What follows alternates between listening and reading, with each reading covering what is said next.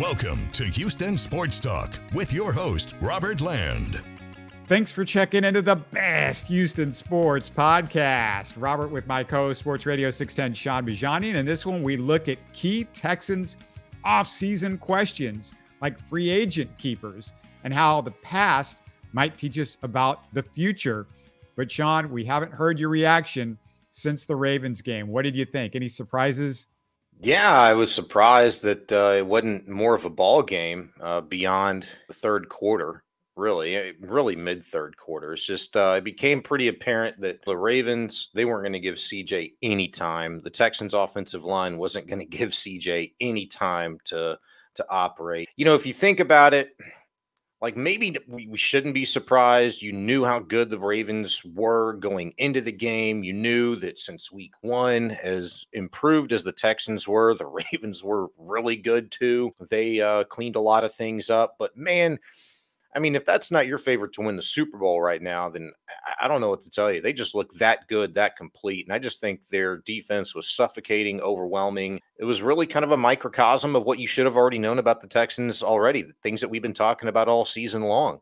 The offensive line, it reared its ugly head. When you think you're good, not so fast. And they're banged up, guys out of position, maybe just flat out not that good. If it's the scheme, I don't know. You couldn't run the ball worth a lick. I thought the Ravens just completely neutralized the Texans offensively. And you got to take your hat off to D'Amico Ryans and that defense for keeping it close and pressuring Lamar and being able to get home as much as they did in that first half with the 3 sacks. It was just one of those things that wasn't sustainable. And I don't know why. I mean, if you want to talk coaches, players, maybe all of the above, the Ravens made the necessary adjustments at the half and didn't allow the Texans to do defensively what they were in the first half. And Ravens just kept at it. They stepped on the throat in the second half on their defensive side of the ball and really brought it to CJ in that offense. So, I mean, was I surprised? I mean, yes and no, but I really thought it was going to be a better game than it was.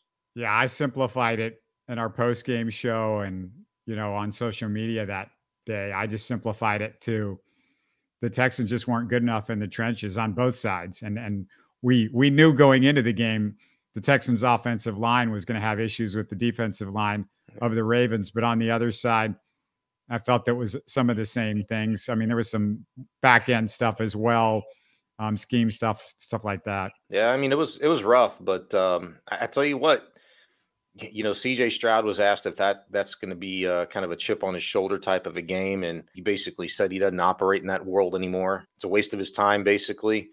But look, I think a lot of Texans are going to remember that game until they get back and have that same opportunity against the same team or a different team, whether it be next year or beyond. They're going to remember how close they were to playing for a chance to get to a Super Bowl. I think that is important because I think a lot of what the Texans were able to achieve this year came from the belief in themselves, but the lack of belief in them from everybody else. I think that's important. And as this team changes, and it will change pretty significantly, it appears again this offseason, they've got 30 some odd free agents and you're going to lose a handful of coaches, presumably. You're going to have to restock, retool there.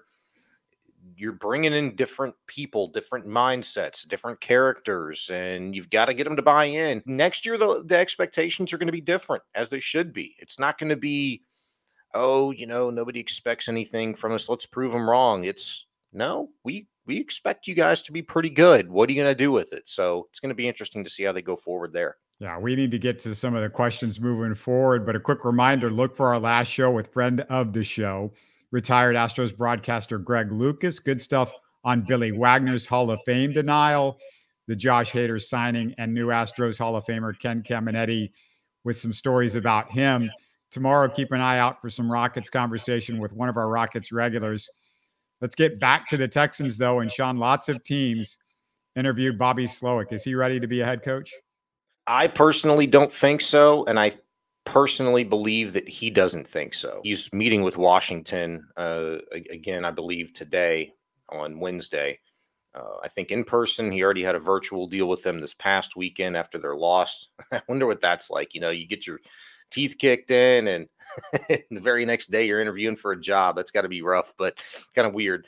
But look, I say I don't think he's ready because his resume, while impressive, he's got 1 year of coordinator experience, and I think he has the chops to be a head coach. But I think we have to understand that maybe this is not really 2019. 2019 might be the last year for a while that we see a coach or so many coaches get hired with so little previous coordinator experience. Remember 2019 when Matt LaFleur was hired by the Packers? He had 1 year of coordinator experience anywhere. Freddie Kitchens, when he was hired by the Browns to be their head coach, less than a year of coordinator experience. Zach Taylor, hired by the Bengals, less than a year of coordinator experience. You hadn't really seen anything like that since the 2019 season. And look, guys are different. Sometimes a special one comes along, and I think we all believe that Bobby Slowik could be a special guy, but we want him to be a special guy here. I think this offseason turns out to be like a lot of offseasons are, where it's a fact-finding mission, an opportunity to experience what it's like interviewing for head coaching jobs. If you're Bobby Slowik, I don't see him being ready to make that jump and leading a team. I see him licking his wounds and adjusting and coming back, being an even more polished play caller, coordinator, because he found some pretty important things out about himself that are redeeming qualities that are necessary for a head coach to have this season. And he talked about it a number of times this year. When he had his boat rocked week 1 against the Baltimore Ravens, he flipped script. They changed a lot of what they thought they were going to be as an offense. They pivoted right away, literally the next day. Bobby Slowik talked about that last week. It didn't work out this last go round against the Ravens, but I thought that was interesting that he, throughout the season, explained that he needed to listen to his players, that he needed to be able to adjust in game. He needed to be able to pivot and understand that it's not by the book. It's what is best for our players, and they're going to have better players, presumably coming in this offseason. They got a little money to spend. I know a lot of it has to be spent on guys to retain, but the one thing I'll say that bothers me, concerns me as a Texan fan, really one spot that he's interviewing for today, and that's the Washington Commanders. They've got a ton of cap room, I think maybe the most in the entire league, to spend this offseason. They've got the number 2 overall draft choice. Washington's a familiar place for Bobby Slowik. That's where he'd started his NFL career back in 2011 as a low-level defensive assistant before going on to Pro Football Focus. So he's got familiarity with the city. He's got familiarity with an organization that, oh, by the way, actually has a direction and is headed somewhere different now forward without Dan Snyder bogging them down. Josh Harris, the new ownership group, they've got plans. They want to be relevant again. So I worry about those things and that why those things might be alluring. And they should be, not just for the Commanders, but maybe to Bobby Slowik as well. It's just something I go back. I think about what DeMeco Ryans said a couple of weeks ago when he was first asked about the possibility of losing Slowik. And he'd said, my piece of advice to him is just, listen, be patient, and do what's best for you. Is making that jump, taking over an organization, particularly like the Washington Commanders, the best thing for Bobby Slowik at this point in time? I don't see it, and I hope I'm right. So you want to put the slow in Slowik as far as another job? Yeah, slow it down, man. Pump the brakes a little bit, Bobby. It's got to be extremely, extremely attractive for Bobby Slowik. And it's real. It's not just like he's kind of caught fire the last couple of weeks. People have been talking about this for like half of the season. Like, man, this guy's good. This guy's really good. He's gonna be, an option for somebody somewhere. I just think that NFL teams, we'll see if maybe the Commanders fall in line or if they don't. I think experience matters. It's not just about, hey, you're bringing a great scheme and we've got money to spend. We're going to have a quarterback that you can mold. It's about leading a team. It's about surrounding yourself with great people to help you do your job the best you possibly can. And again, a tough situation. It'd be a hell of a challenge. It's got to be alluring. Coaches love challenges. They want to do something that people don't think that can be done. And Bobby Slowik, maybe was a part of that here. I think about it like the Eric Bieniemy thing. right? And maybe I'm off base here, but Bijani had opportunities, to go, maybe not real opportunities, but a lot of people talked about him as a head coaching candidate for all those years that he was helping Andy Reid with the offense in Kansas City under Patrick Mahomes. And if I'm Bijani, like, I don't want to leave.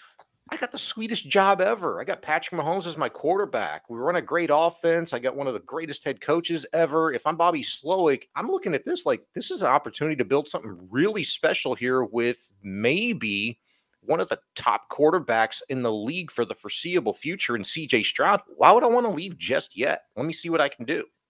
Yeah, another thing, he's just going to have to trust the fact that he can be the hot name again next year. You just don't know what's going to happen and next year with the Texans, and we're going to get to that. I'm going to run through some Texans free agents one by one. Tell me which ones you think are keepers, Sean. I'll start with number 1, Dalton Schultz. And I say keeper unless you can find a better option, maybe somebody who blocks too. Yeah, I mean, I think he should be one of the top priorities for Caserio to bring back this offseason.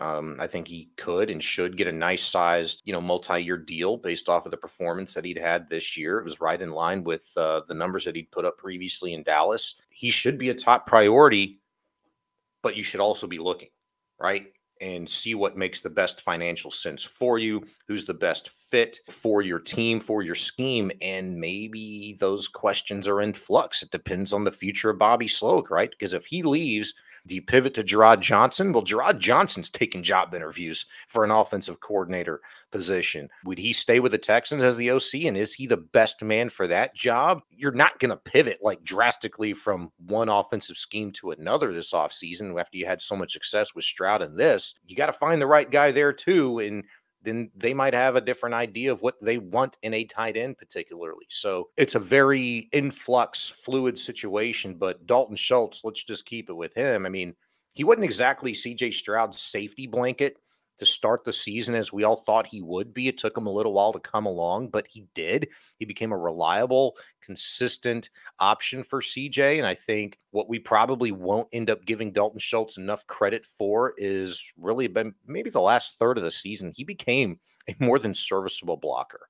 And I think that's just an area of his game where he just hasn't been consistent in his career, but really needed to be in this offense, especially with how weak the offensive line was. You got to give a tip of cap there, but he had a really good year. I don't know if he's going to command, top tight end dollar this offseason. I don't think he should, but should be a nice payday for a team that, gave him a 1-year, $9.9 million flyer this past season. I'd like to keep him around. I think he's a good professional dude, works hard, and he's tough. Next up, Devin Singletary. And I don't mind keeping him, but you got out there Josh Jacobs, Saquon Barkley, Austin Eckler. They're all free agents at the moment. There's no doubt there's going to be options out there. Devin Singletary, though, should be one of them, in my opinion. Does he need to be your lead back again next year? I don't think so. Look, he's been that guy in Buffalo. He needed to be that guy this year because Dameon Pierce just fell off the face of the earth. He didn't even emerge. Singletary didn't as the Texans lead back until around week 14, I think it was, that Jets game. And it was necessary beyond that point for you to get every last bit Motor could give you. And thankfully, you did. It was enough. But it remains to be seen how much patience the Texans are going to have in Dameon Pierce and if he can be a fit in this scheme. And again, it goes back to, is Bobby going to be back? Is Gerard going to take over the OC? What's the situation there? How do they see their running backs? A lot of fluid questions in that regard. The guys that you just mentioned that are available in the open market, they're going to cost you some money. Is that an area that the Texans want to spend a lot of money on guys that have be a lot of tread wear, on their tires already? That's something that I would be a little bit concerned with. Can they find a more viable option via the draft? I don't know what the draft looks like from a running back standpoint, but it is encouraging that the Texans have all of their picks in every round. And, Nick Caserio, if he does what he does, and presumably he will do what he does, and that's get a little creative and aggressive in the draft and maybe move up to try and find what's necessary for this team to get. I kind of trust him in that regard, but I think you need to explore bringing Singletary back at least as, RB2. And that's assuming that the Texans just have run out of patience with DP. Yeah, the thing about the draft, people got to think about it in these terms. The draft doesn't happen until after free agency.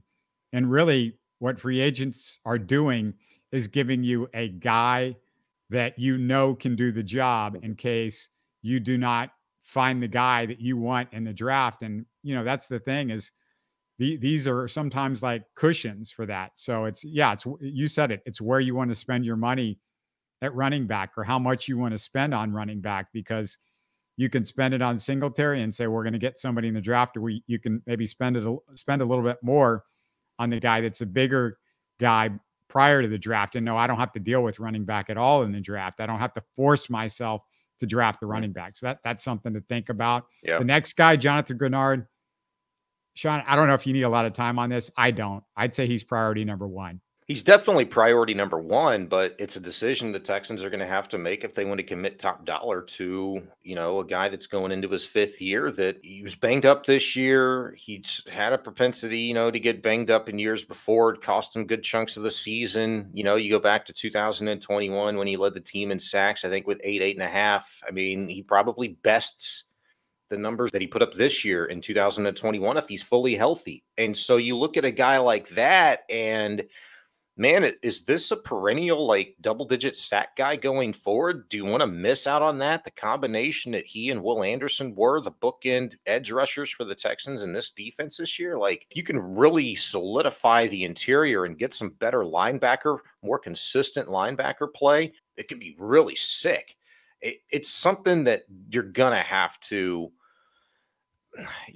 really, really explore. And I don't think there's much time needing to be spent on it. Kind of like you said. I mean, if you can get Jonathan Greenard for $17 million a year, which is, you know, it's not top dollar, but it's really good money for an elite type edge rusher in the NFL. I just want to say though, that like, why I say it's priority number one is finding these guys in the draft, especially where the Texans are drafting this year, is pretty impossible. And number one. Number two, if you like the guy in the locker room, if you like the chemistry that he's got with the guys, then just keep him. Don't make it that complicated. Number three, if you don't like him, if you're worried about his injury history, you know, then the thing is you're still going to have to go spend money on another guy at about the same price. I don't know what the difference is.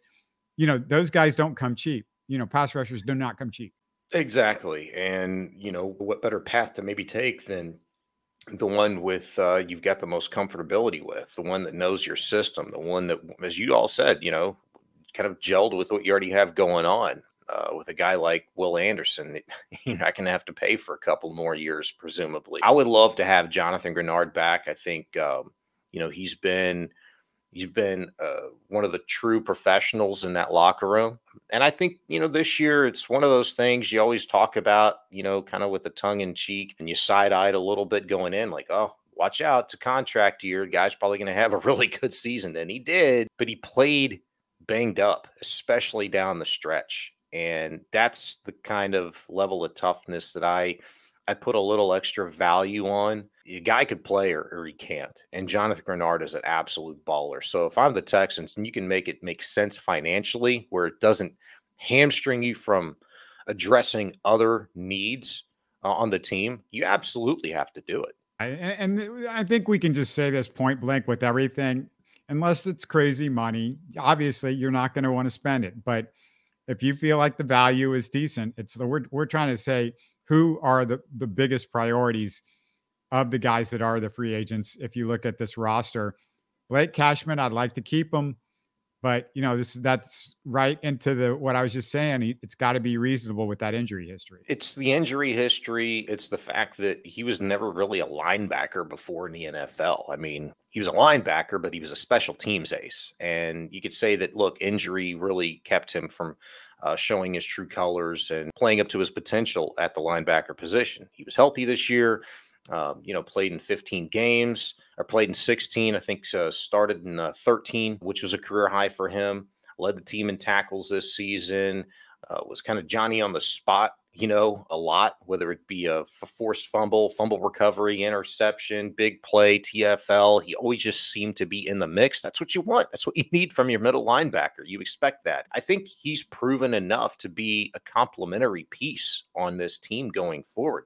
but not the guy in my estimation. I think the Texans have to significantly improve a position that I thought was the black sheep coming into the season. You were really good with a secondary. You were encouraged by the defensive line with all the depth that you had there. And I just thought that linebacker core really was a glaring weakness. And the most encouraging thing to come from it was the development of Christian Harris and the play of Blake Cashman.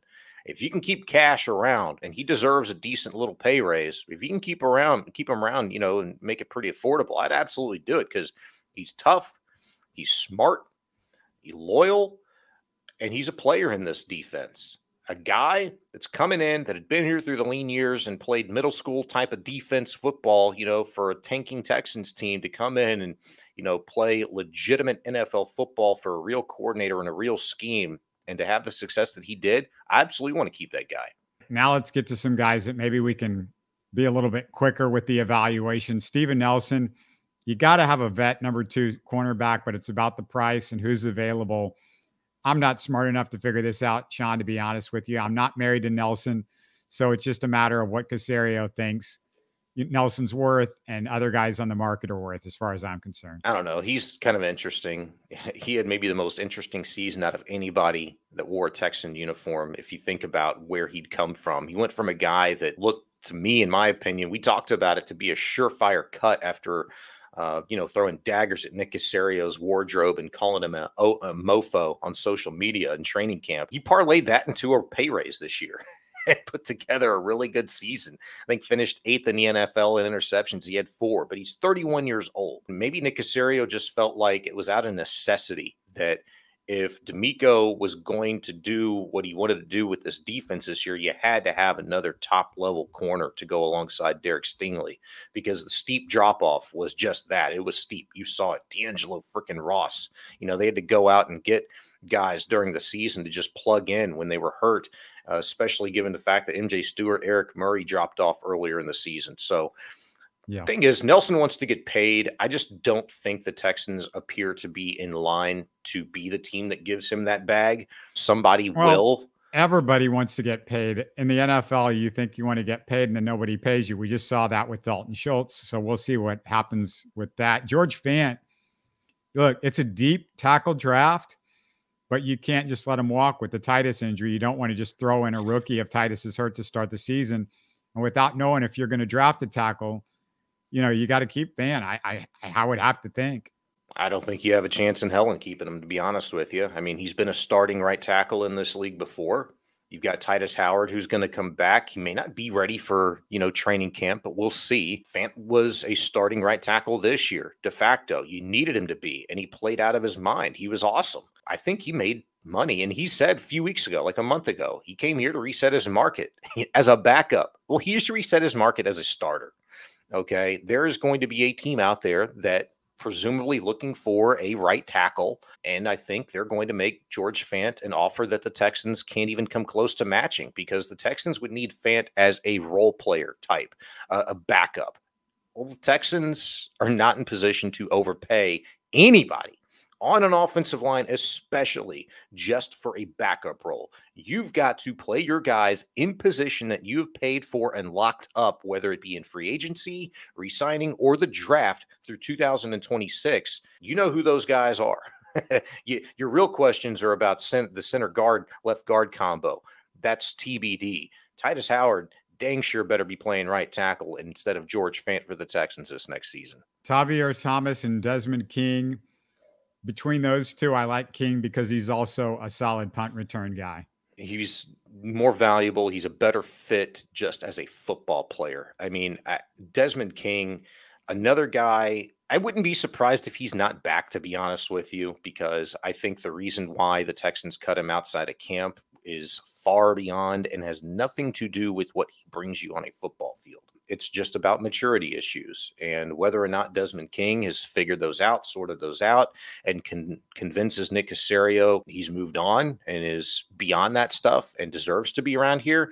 I don't know if he'll be back. I'd like to have him back. I thought the value that he brought this team was maybe even more apparent with him, without him on it, than it was with him on the field for him, because with Tavierre Thomas, you saw this guy get exposed. He doesn't have near the size. He's not really a nickel corner. He's kind of like a hybrid linebacker, so to speak. And in coverage, he's just nowhere near as good of a fit in this system, or even athletically, like a guy like Desmond King. Could the Texans do better on the open market too than both of those guys? Presumably. I don't know who's out there. I haven't taken a look, but if I'm just going Desmond King, Tavierre Thomas, which one? Tavierre's not in the conversation for me. Like, thanks, but no thanks. Dez, if you can get your stuff right, he's a heck of an athlete. Former All-Pro. I'd love to have him back. It's a great defensive tackle market. Sheldon Rankins, I think they might just let him walk and make a splash upgrade if they can get one of these big name guys. Possibly, he's getting up there. I think this will be his 9th season coming up in the NFL. So he's got a little tread on those tires, but he also put together one of his best seasons that he'd ever had in his NFL career this year for the Texans. Was a steadying force. He's tough, smart, and plays so well and jives with Malik Collins on the interior. And that's a group that, rewind about 4 or 5 months ago, we were talking about freaking Hassan Ridgeway, maybe being a dude, and it was Rankins and it was Collins. And you went out and you got Khalil Davis, who they've got to consider, the former USFL guy. I mean, he came in and balled his butt off, in key spots, had some big games for him. I think Rankins is a guy that is well worth considering keeping around, because you can't ever have too many good veterans like that. It's just the Texans need to determine, okay, what does our defensive side of the football look like with a lot of these key veterans that we did have that we're going to be able to really keep around because of age and financially speaking. Jerry Hughes, probably not one of them. The reason I'm saying what I'm saying, Sean, is, like I said, that they've got the market. If you want to spend real money on a defensive tackle, and I heard very clearly D'Amico Ryan say we need to get better up front. I put my priorities up front. He said that in the press conference. If they're going to spend that money, they're not going to spend it on Sheldon Rankins to be a backup. They'll spend it on the Kurt Heinishes of the world to be a backup, but not on the Sheldon Rankins. That's my feeling. It just depends, and where Rankins thinks he's at is his career. He's coming off of one of the best years of his career, so he's probably going to be paid, commensurate to that. Well, you said his age. You might just, again, the Kurt Heinishes that are younger, that might be a hair cheaper than Rankins. That's what I'm saying. A hair cheaper, but a steep drop off in terms of productivity and talent wise. Well, you don't worry about it. What I'm saying is, if you go out and sign the big name guy again, I'm saying they're going to go try to sign that big name guy. That's all I'm saying. And if they do, they're not signing Sheldon Rankins because he's not as cheap as Kurt Heinisch. Now, once you spent that money there, why are you worried about spending money on a backup that you just spent on a starter and like Sheldon Rankins? No, that's fair. It's just, who's that starter, that big name starter going to be to replace Sheldon Rankins? Yeah, no, there are names out there. We're going to get probably into that as we get closer into free agency and see who's available. But that's definitely the market. Running backs are really strong in the free agent market, and defensive tackles are really strong in the free agent market. Yeah, and two areas that Texans need massive help in. There's no doubt. And I say massive help. I mean, they might have it already, in Sheldon Rankins, if they feel like he could be a guy that can get on a 2 or 3 year deal that makes financial sense. He might be a great fit. And those two particular positions are not particularly strong, I don't think, in this draft. There are other positions like offensive tackle, wide receiver that they're talking about that are strong. Quarterback, if you need one of those guys, but we're not one of the poors that needs a quarterback anymore. So anyway, these last three, just go through them quickly. Denzel, Perryman, Noah Brown, Eric Murray. Eric Murray, no. I mean, to me, he's not a key free agent. I mean, I feel like the Texans could have gotten rid of him a couple of years ago, to be honest with you. You can do a lot better on the market there. The Texans and Nick Caserio proved as much during the regular season when they went out and they were able to get guys like Kareem Jackson and Adrian Amos and DeAndre Houston Carson. You can find those guys sometimes, at the drop of a hat. I'd like to see the Texans really explore that market for safety and get some guys that are going to be here for the long haul. Let's see. Who else did you mention besides Eric Murray? Noah Brown, Denzel Perryman. Man, yeah. Okay. So Perryman, I think you can do better, to be honest with you. I don't know that he's a real fit I thought he was going to be a thumper. He couldn't stay healthy, and he wasn't great in coverage. But look, it was pretty solid against the run. Good tackler. I like him. Gets hurt though. He gets hurt. You just said it. He's not good at he's not really great at anything, and he gets hurt a lot. And he also gets suspended sometimes because of his hits. But I mean, sometimes there's not much you can do about that. I think he was kind of given the shaft, on at least one of those. But he's now got a reputation, and it's too bad, so sad. You've got that reputation. It's another factor I've got to throw in if I'm going to spend money on you. But you know what? I think the Texans wouldn't mind having that reputation. In fact, I think D'Amico would tell you to your face that he wouldn't mind having that reputation as being, a feared and physical, overly aggressive defense. But I don't think Perryman is really going to be an option for the Texans. I didn't even consider him when I did my write-up for key Texan free agents. He wasn't in that. He was like in the other category. Noah's just, if you can get him cheap, but otherwise, I mean, I think you can do better than Noah Brown. I think Noah Brown thinks he can do better than what the Texans are presumably going to and should offer him. I mean, he would have had a blowout career year if he wouldn't have missed 7 games. He caught 10 fewer passes this year than he did last year, which was a career high for the Dallas Cowboys, but surpassed it in yards per target, yards per reception. He had the most explosive plays that he'd ever had in this offense with the Texans this year than in any offense he's ever played in. But I don't know. Brown's probably going to get paid elsewhere. I just don't think the Texans are in the position to do that. And you can get healthier, you can get younger, you can get better, you can get more talented elsewhere. Yeah, I don't know if he's got an injury history, but you just said the injuries, and the Texans are going to have to deal with probably a Tank Dell issue with injury. So you don't need another guy. And, Nico's been, he's had his stuff with injury. So that's why. I don't think he's got like a significant injury history outside of maybe really this year and maybe another year prior. And I don't even know what was banged up on him. But I mean, Noah Brown was dealing with a groin. He was dealing with a knee. He was dealing with a back. He was dealing with a hamstring. I mean, the dude was like peanut brittle. Look, he was baller. It was a great stretch, Tampa Bay, Cincinnati, and, was kind of Mr. Consistent when he was out there. He's going to give you 3, 4, 5 catches every ball game. Cool. You need viable weapons now that you for sure have 2 going forward in Nico Collins and Tank Dell when he returns. He also had more drops than I would like, and that's a whole other story. What's the best and worst redeeming quality, or I'm trying to figure out how to say this, but what's the best and worst quality from this past Texan season?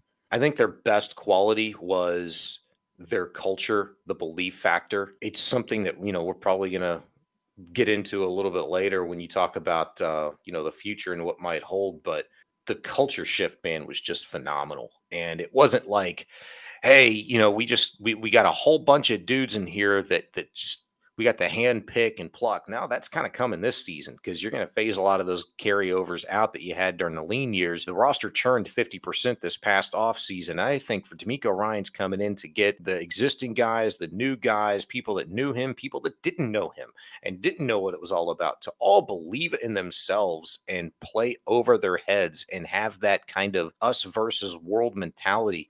I think that kind of carried them. And that's invaluable when you can get a team to do that in year one. It's not just leadership with the Texans, though. It's young leadership. That's what's so incredible, because you have Will Anderson, CJ Stroud, D'Amico Ryans, even Tank Dell. We heard what an influence he was on the wide receiving room. All 3 of those guys that you just mentioned, CJ Stroud, Will Anderson, Tank Dell, that was the young core that came in via the draft, and they were immediately given ownership. Yeah, you draft them because they're really good at football, but you draft them because they've got the personality, charisma, and attitude, energy, and ability to have a team gravitate towards them. And when you're trying to galvanize a group of people to do something special, you could find a lot worse than those 3. So that's kind of the point that I was going to get to there, is that's the most redeeming quality from this football team, and you've got it for the foreseeable future, and that core 3 for sure. The worst redeeming quality by this Houston Texans team this year, I think, was depth across the board. And it's going to be really interesting to see how Nick Caserio finagles the finances via the draft and free agency to make this a deeper team. It was deep in areas, interior D-line. We kind of saw that. Edge, with the ability to go out and get guys like Derek Barnett to come in and be impactful. Tavierre Tart on the interior, Khalil Davis. They were able to do that. I think this year, I would even maybe chuck into one of the most redeemable qualities, things we maybe learned most about this team is that, you know what? Maybe trust Nick Caserio's talent evaluation process a little bit more, especially with the partnership now that he has in D'Amico Ryans. That's something that we need to talk a lot about this offseason and pay attention to, maybe have a little bit more faith in. But the worst is certainly depth, in my opinion, across the board, offense, defense. You've got to make sure that you sew up linebacker, interior D-line, edge rush. Secondary now is a bigger thing than it was before this past offseason. Wide receiver core, running back, offensive line, not so much. The guys that are going to be here. It's just where are they going to be playing? You got to figure that one out. I think that is probably the worst and to be paid the most attention to this offseason. Yeah, I want to speak to the depth in this next question that we've got, because after last year and with the promising young quarterback in Trevor Lawrence, the Jaguars, their future looked bright. And if you surprise everybody in the NFL, it's a problem because your schedule gets harder. The expectations ramp up. You got a target on your back. We just saw it with the Jaguars. Shaun, what does history say about this Texans future? And after you say that, I'm going to speak to a little bit what you're talking about, the depth as well. All right. Well, I might be coming at a different angle than you might be expecting from this question. But what history says about the future of this Texans organization is what we were looking at in regards to the Jacksonville Jaguars last year, after they had gone from the worst team in the AFC South to the best, won the division in 2022. The sustainability factor. How often are teams able to make that type of significant jump where they go worst to first? What do they do the next year? Less than 50% of the time, Robert, that team that goes worst to first does not win the division the following season. Doesn't make the playoffs the following season. So with all of the things the last few minutes that we just talked about in terms of the best and worst redeeming qualities, the depth and all of those things, and look, you maybe have just as many questions if you're the Houston Texans to answer this offseason as you did last year. They're just different questions. And the most important one, you don't need to worry about. You know who your quarterback is. You know who your head coach is. But what about your OC? They just lost their defensive line coach, Jacques Cesare. You're going to be losing coaches. You've got to find, replacements and quality replacements, guys that fit, players that fit. The Texans might have, by a lot of people's estimation, played over their heads, overachieved, played outside of their talent level this year to do what they did. Is it going to be sustainable? Can it be sustainable? The Texans, in my opinion, are in a position to make it sustainable because of the money, because of the draft capital, because of the key pieces that we just talked about having on both sides of the ball in place already. That is something that you need to keep an eye on, though, as the Jacksonville Jaguars probably have a little bit more money to spend in the offseason than they had in the last couple of years after they'd spent out the wazoo in 2021's offseason, I believe it was. Anthony Richards coming back healthy for the Indianapolis Colts. He'll be their quarterback this next year, presumably, and lasting longer than 4 games. The Tennessee Titans are going to be a better football team across the board. They should be, right? The division again, I feel like we've been saying this every year with the exception of the 3 years the Texans were tanking. AFC South should be better. It's going to be a tougher road. The Texans have a tougher schedule, a lot tougher schedule. So keep an eye on that and in just the necessary areas of improvement that is needed. Do the Texans meet those standards? And then can they put it all together? And they're going to have some depth to do it next year within this division and tough schedule. That's going to be an interesting follow. Your colleagues at 610 Payne and Pendergast brought up the Astros as an example. They shocked everybody, as we remember, by making the playoffs in 2015, but then missed the playoffs in 16 prior to their historic run. But Shaun, I'm not sure it's apples to apples because the Astros starting pitching at that point wasn't rock solid. And I'll compare starting pitching to an NFL quarterback. I have more faith in Stroud, the equivalent of the starting pitching of the Astros, than I did in Keuchel, McCullers, and McHugh to hold it down. And Shaun, the other thing in the Texans' favor, potentially, is health. You talked about, well, they didn't have the depth. Well, we've talked about over and over again, the depth. You cannot have 30 guys on the offensive line. You can't have 30 safeties. I can't imagine the O-line, the receiving core, and the safeties can be as banged up next year as they were this year. The O-line is especially a big deal because health leads to chemistry. Health leads to chemistry because guys get to work together. And there's no position group in the NFL more important for chemistry than the offensive line. No question. The Texans were probably historically banged up on the offensive line this year. I think the only other team in the NFL that went through more starting combinations on the front were the Cleveland Browns. And maybe another team ran a close second or third to the Texans and the Browns. But yeah, I mean, it was incredible to do what they did. Which makes you feel even better about your quarterback in CJ Stroud, that you were able to do that because of him and like your offensive coordinator who came in and whipped things up. So yeah, I thought about that analogy before too.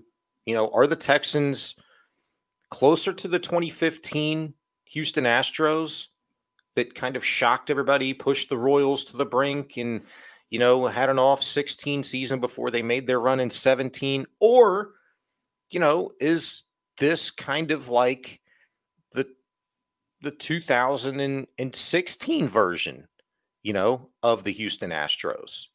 Well, the 16 version didn't make the playoffs, Bijani, so it couldn't be. Okay, yeah, but this Texans team wasn't expected to make the playoffs. They weren't expected to win the division. They were expected, by me especially, to just at least be in the hunt. Well, they were that and then some. The most redeeming quality about this football team, in my opinion, was the infusion of those three incredibly important core pieces. I'll even go four, because I think your head coach, DeMeco Ryans, is just as much a part of it as it was CJ Stroud, Will Anderson, and Tank Dell. The belief factor that they brought in, the want to, from the time that they heard their name called on draft night, they said, we're going to go change a franchise. And they did it. A lot of people probably say other things when they hear their name. They said, we know where we're going. We have the opportunity together to change a franchise, shock the world. That's where that started. And I think they played over their heads. I think this Texans team could be just one season away from, as Blake Cashman said, you know, don't be surprised, you know, if very soon this Texans team is playing in a Super Bowl. I'm not forecasting it in 2024, the 25 season, but very soon, I think they should absolutely have the opportunity to do it, because there's a reason why, coming off of a stinker, you know, like you did against the Ravens, to coming off of a stinker, you know, late in the season, your quarterback being banged up, but he's coming back. There's a reason why you had the belief. It's one guy, CJ Stroud. Yeah, that's it. I mean, that's the difference, I think, between the 15 Astros and this Texans team this year. We have some sort of sad news for at least the show, but some really exciting news for Shaun. For those of you who have been enjoying Houston Sports Talk over the years, we've had 3 different hosts. They've all been incredible, but Shaun has been a real addition because of what he brings, his experience in this Houston market, and also what he brings being out at the Texans all the time and being on the ground floor and seeing what's going on and giving us like real angles that we wouldn't know about unless you're in the locker room. Shaun, tell everybody about what your big news is. Well, I appreciate all the kind words, man. Thanks so much. Got an opportunity to talk about sports and, share my insights and weird, crazy side with the masses on a daily basis. So you'll be able to hear me a little bit more often on the daily coming up starting next week, maybe Monday, maybe at night when the sun goes down on a particular radio station that, is also named after an important loop that encompasses the city, 610. So looking forward to that opportunity. And hopefully, hey, I can come by and visit and chop it up with you in the near future and down the road. So I'm looking forward to that. But yeah, we're doing a little bit of nighttime radio coming up starting next week, and hope everybody tunes in 6:10 to 7 o'clock. Fantastic. And yeah, we'll definitely be pestering you over the next few months, I'm sure, from time to time to make a stop in. And Stephen Kerr, who was my co-host prior to you for over a couple of years on the show, he's going to be coming back to help out a little bit in the next few months. But just really excited that Shaun has gotten this opportunity.